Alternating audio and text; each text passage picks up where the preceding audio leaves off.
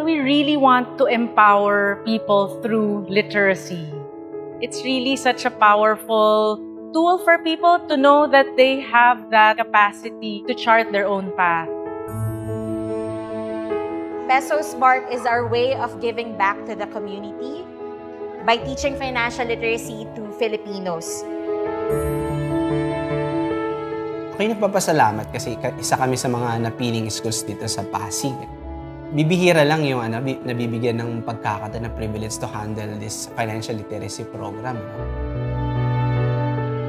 Dati, literal, pag may pera, gastos dito, gastos doon po kami. Hindi po namin malalaman na hindi po pinupulot yung pera na pinanggagastos namin.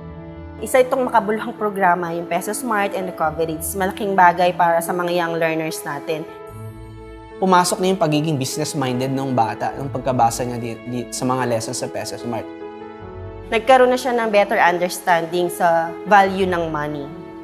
Alam ko po na one day, maa-apply ko yung mga lessons na yun sa life ko. For sure, matutulungan po ako nun sa pag-angat sa buhay. They really enjoyed. They learned a lot. Indeed, the program, I can say, is a successful one. It doesn't matter who you are.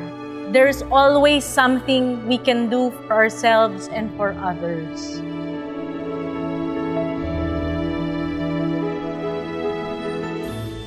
Everything counts.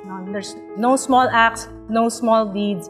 Whoever you are, whatever you're doing, you can do something to serve.